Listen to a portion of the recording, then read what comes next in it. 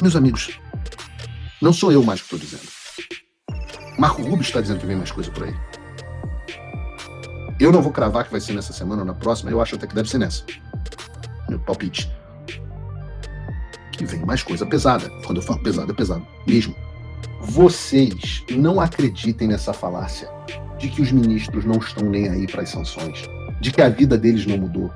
Porque eu digo para vocês, eu não posso entrar em detalhes, mas nos bastidores, tá um Deus nos acuda. Esse mesmo que está dizendo isso, vocês sabem que estava pedindo reunião de bastidor, né? E agora há pouco saiu a matéria na Folha dizendo o quê? Mota diz a líderes que pautará a anistia. O Planalto prepara a reação. Olá pessoal, sejam bem-vindos. O meu nome é Bruno. Se você gosta e apoia o nosso conteúdo, então deixa o seu like e inscreva-se no canal.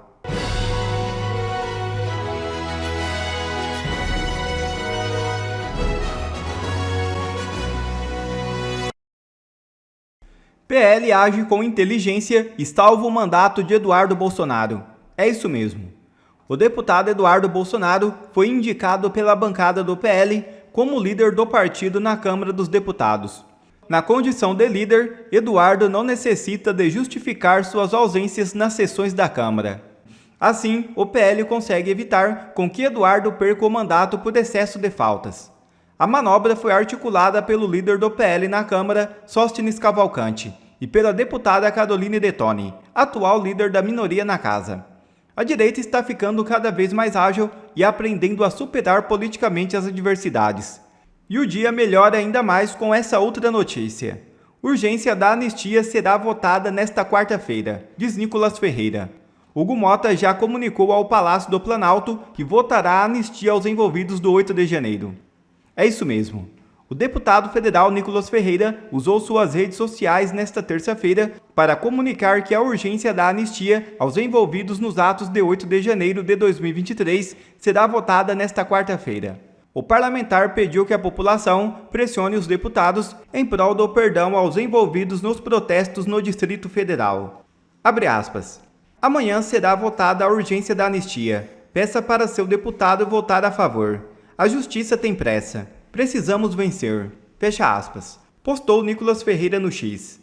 O presidente da Câmara dos Deputados, Hugo Mota, já comunicou ao Palácio do Planalto que pautará a anistia. O governo Lula prepara uma reação para tentar dissuadir os parlamentares. Na mesma linha, é esperado que ministros do Supremo Tribunal Federal também exerçam pressão contra a proposta. O que os caras não estão entendendo, e o que eu venho dizendo há muito tempo, é o seguinte: nós estamos em guerra total e nenhum passo vai ser dado para trás. O nosso objetivo aqui é a vitória. E nós não vamos aceitar nada menos do que a vitória. Ou vocês acham que os americanos iam ver cidadãos e empresas americanas sendo ameaçados e um dos maiores líderes políticos do Ocidente e todo o seu movimento político que ele representa, sofrendo uma perseguição implacável, e eles não fariam nada? Os Estados Unidos de Donald Trump. Claramente, os apoiadores do Alexandre no Supremo Tribunal Federal não estão acostumados com um país e um presidente que levam a sério a ideia de terra dos livres e casa dos corajosos. E vejam como os americanos reagiram à condenação do presidente. O secretário de Estado Marco Rubio escreveu assim: as perseguições políticas conduzidas pelo sancionado violador de direitos humanos Alexandre de Moraes continuam, já que ele e outros membros da Suprema Corte do Brasil decidiram injustamente pela prisão do ex-presidente Jair Bolsonaro. Os Estados Unidos responderão a esta caça às bruxas de forma adequada. O vice-secretário de Estado, Christopher Landau, citou o Rubio e disse o seguinte: os Estados Unidos condenam o uso da lei como arma política. Como advogado, diplomata e amigo do Brasil, me dói ver o ministro Moraes devastando o Estado de Direito, levando as relações entre as nossas duas grandes nações ao ponto mais sombrio em 2 séculos.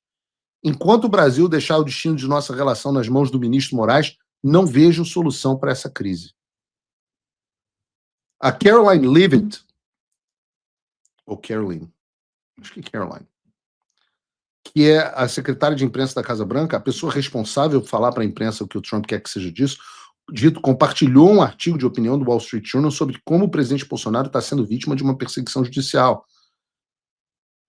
Além deles, no Legislativo, o deputado Rick McCormick se pronunciou dizendo: ontem um painel manipulado de 5 juízes, que inclui Alexandre de Moraes, um violador de direitos humanos sancionado e notório inimigo de Bolsonaro, o ex-advogado pessoal de Lula e o ex-ministro da Justiça de Lula, condenou injustamente o ex-presidente Jair Bolsonaro por suposta conspiração de golpe apenas por questionar a integridade da altamente contestada e totalmente eletrônica eleição de 2022 no Brasil. Vejam que o Rich McCormick, num nível muito superior aos advogados do presidente Bolsonaro.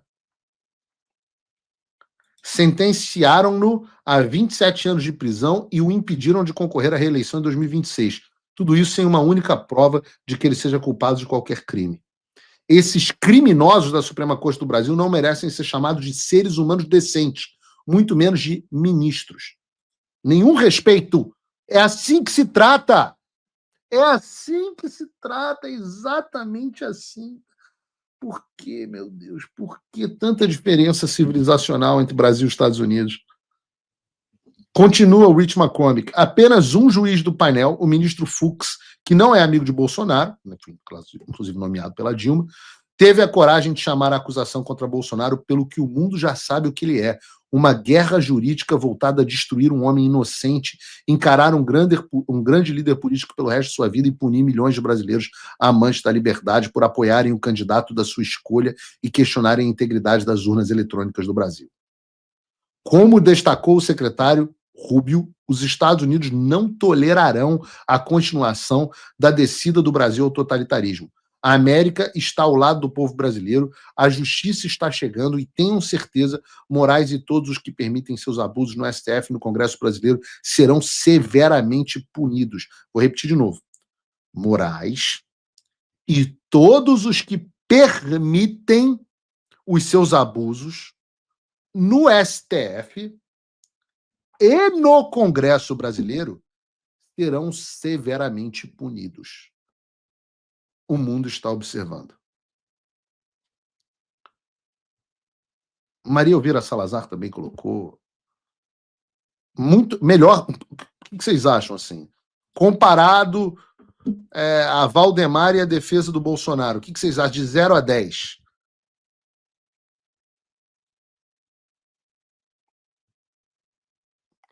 O que dá para dizer disso é que, se vocês acham que fazer o presidente Bolsonaro de refém vai mudar a postura de alguém aqui, eu quero dizer muito claramente, vocês estão muito enganados. Pelo contrário, quanto mais vocês fazem essas coisas, mais aliados nós ganhamos aqui nos Estados Unidos e mais recentemente também na Europa. Mas se mesmo depois disso tudo que eu mostrei a você não acreditar que os Estados Unidos não irão recuar, vejam o vídeo do Marco Rubio ontem para Fox News. Bota aí pra gente.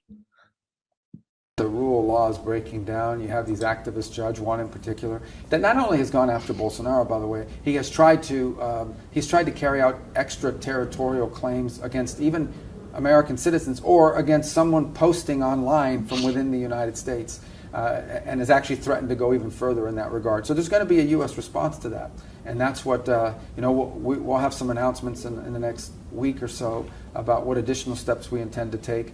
But it's not, the trial is but one more chapter of a growing sort of judicial oppression campaign that has tried to reach American companies and even people operating out of the United States. Eu digo que o nosso trabalho aqui é informar o governo dos Estados Unidos sobre o que está acontecendo no Brasil. Pela fala do secretário Rubio, eu acho que ele está bem informado sobre o que vem acontecendo no Brasil, né? Acho que ele está sabendo direitinho o que está acontecendo, né? E agora, a gente está falando do homem que é o responsável pela política externa dos Estados Unidos. Ele está dizendo textualmente que o Estado de Direito no Brasil, o império da lei, o rule of law, o Estado de Direito, está se desintegrando e que vai haver uma resposta dos americanos a isso. Ora, esse cara, abaixo do Trump, é ele que decide quem vai ser sancionado, como vai ser sancionado, quando essa sanção vai acontecer.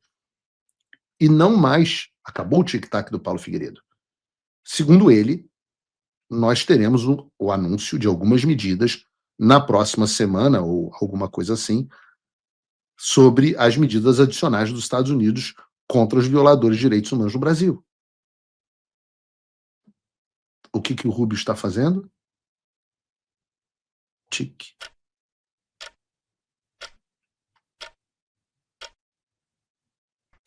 Meus amigos, não sou eu mais que estou dizendo. Marco Rubio está dizendo que vem mais coisa por aí. Eu não vou cravar que vai ser nessa semana ou na próxima, eu acho até que deve ser nessa. Meu palpite. Que vem mais coisa pesada. E quando eu falo pesado, é pesado mesmo. Não sou eu quem decide. Não vou falar mais do que isso. Mas agora tem um pronunciamento explícito do Marco Rubio nesse sentido. Sei lá, talvez o pessoal da Faria Lima, talvez o pessoal do Congresso esteja acordando para a realidade. Veremos. O que a gente está vendo também é que tem gente que gosta muito de cantar de gala em público. Depois do... Eu não sei se vocês sabem, mas não sei se apareceu nas câmeras e se saiu na imprensa que o Gilmar Mendes foi assistir à condenação do presidente Bolsonaro, principalmente aquela farsa, aquela coisa ridícula no final do julgamento, com risinhos e etc. Mas ele foi além, não foi ele foi assistir o julgamento de outra turma, quase que como... Ali parecia uma cena de um diretor da escola indo assistir os alunos fazendo bullying com outro aluno, no caso o bullying era com o Fux. Uma coisa muito vergonhosa, até a Globo News reclamou da forma como foi conduzida a questão da dosimetria dos ministros do Supremo Tribunal Federal. Mas Gilmar Mendes fez também um comentário sobre o voto, que eu quero reagir com vocês. Vamos ver o que Gilmar Mendes disse. Não houve golpe, não deveria ter havido golpe, não deveria ter havido condenação. Condenar o Cid e o Braga Neto e deixar todos os demais de fora parece uma contradição nos próprios termos. Os votos mostraram a coerência do julgamento e acho que o Brasil, num momento bastante delicado da vida internacional, da vida mundial e também da vida nossa, da vida local, o Brasil deu um belo exemplo para o mundo de que tentativas de golpe, de atentados contra a democracia precisam ser punidos. Acho que a democracia brasileira sai mais forte desse resultado. As sanções não afetam a vida institucional do país e nós vamos seguir aplicando as leis brasileiras. Aqui o Gilmar Mendes se joga de cabeça no negócio, porque ele não é nem membro da primeira turma do STF e está dando parecer sobre o julgamento do Bolsonaro, criticando o ministro Fux, que foi o único ministro que fez um voto técnico e pautado nas leis e na Constituição, e Gilmar e Fux se odeiam há muitos anos. Mas a estrela desse trecho é ele falando sobre as sanções. Segundo ele, a democracia brasileira sai mais forte desse julgamento e as sanções não afetam a vida institucional do Brasil. E eu preciso deixar clara a minha posição sobre esse assunto. Gilmar, para de caô. A gente chama, eu não sei, acho que no resto do Brasil também existe expressão. Para de caô. A gente sabe o quanto que você está preocupado com as sanções contra você. Fica tranquilo, porque neste ritmo elas vão chegar. Você só não está bem posicionado na fila. Eu sei que você está tentando. Eu sei que você está com aquela placa, Galvão, sanciona eu. Mas calma. Essa coisinha de não, nós não temos medo, não afeta a nossa vida, é dos mesmos autores daquela... Vocês lembram do Gilmar Mendes, né? Não há a menor possibilidade dos Estados Unidos nos sancionarem. Para não deixar claro, para deixar claro para você que está em casa. Olha aqui para mim. Vem aqui na câmera 2. Vocês não acreditem nessa falácia de que os ministros não estão nem aí para as sanções, de que a vida deles não mudou. Porque eu digo para vocês, eu não posso entrar em detalhes, Mas nos bastidores, tá um Deus nos acuda. Esse mesmo que está dizendo isso, vocês sabem que estava pedindo reunião de bastidor, né? Não sou eu que estou dizendo, vazou na imprensa. Eu não falo de reunião de bastidor. Eu posso dizer para vocês só o seguinte: não caiam nessa falácia de que eles não estão preocupados. Quem não está preocupado não precisa dizer que não está preocupado. Teve ministro chorando, gente. Chorando. E eu, obviamente, não fiquei chateado. Mas eu posso dizer para você que sanções afetam tanto que, pela primeira vez, hoje, o Congresso está para votar a PEC das prerrogativas. E a anistia também está para ser pautada amanhã, pelo que dizem. Sanções afetam tanto que a imprensa não consegue parar de falar nisso. E olha que eu reconheço, nesse ponto eu reconheço, elas ainda não afetaram tanto quanto vão afetar. Nessa semana, ou talvez na próxima, nós teremos mais desdobramentos nessa direção. O que vai acontecer? Bom, eu posso dizer o seguinte: se você assiste o Paulo Figueiredo Show, você sabe o que vai acontecer. Dá para dizer que a nossa estratégia de fazer as sanções terem mais efetividade e efetividade máxima, pegar os institutos, pegar a esposa que é laranja, escritório de advocacia dos familiares, e quando todas as sanções tiverem afetado bem a vida desses caras, quando tiver tudo destruído, aí eu quero ouvir. Não muda a nossa vida institucional. Ora, quem que estava choramingando porque o filho teve que ir embora dos Estados Unidos, a filha, porque não pode dar mais aula nos Estados Unidos? Não, mas isso não está nos afetando. Gilmar, senta ali. Senta ali. Eu diria que as sanções têm tanto efeito que o Congresso está para votar para anistia, e vejam o que o próprio Gilmar diz sobre a anistia. Um diálogo muito profícuo, muito respeitoso e muito efetivo com o presidente Hugo Mota, com o presidente Davi, e temos toda a confiança neles. Eu estou convicto de que ela é ilegítima e é inconstitucional. Porque, de fato, se trata de um crime contra a democracia, uma lesão grave à cláusula pétrea básica do texto constitucional.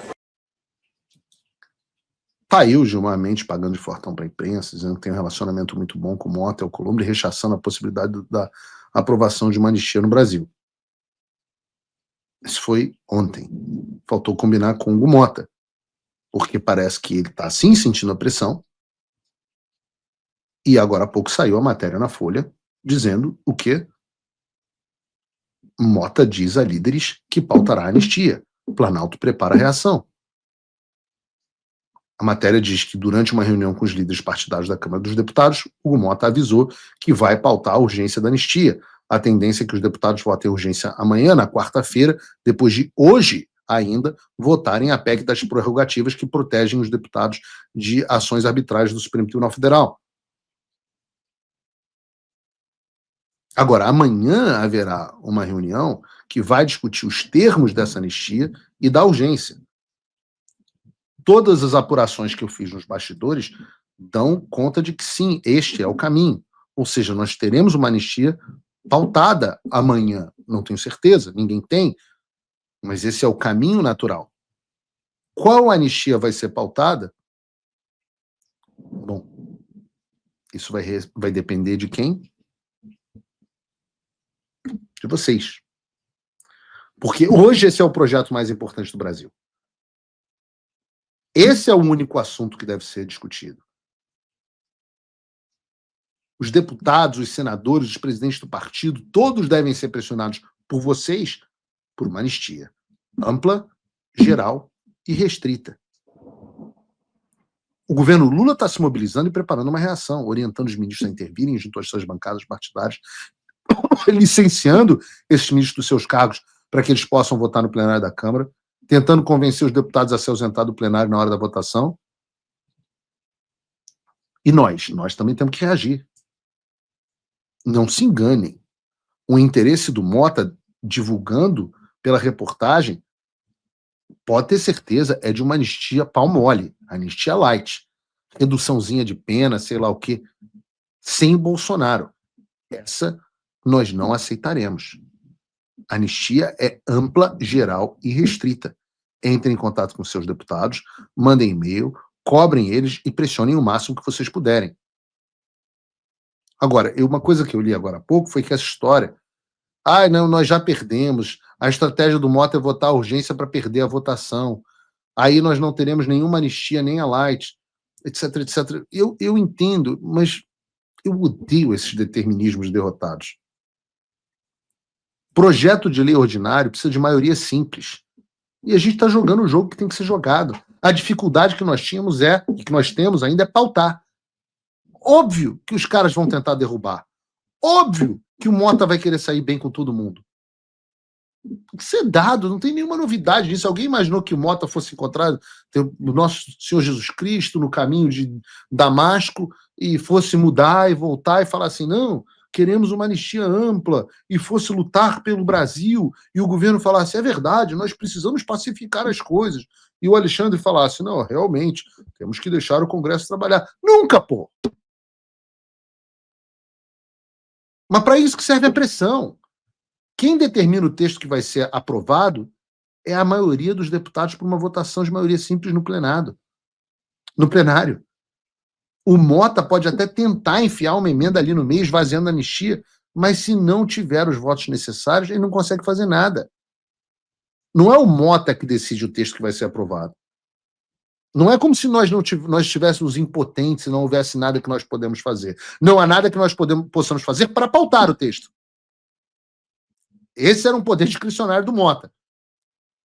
Uma vez que ele paute, quem manda no jogo é a maioria dos deputados. E se nós tivermos estratégia, com a maioria simples a gente aprova o texto que a gente quiser. A maior dificuldade é botar para votar, e o que tudo indica é que isso vai ser feito amanhã. E só vai ser feito pela pressão.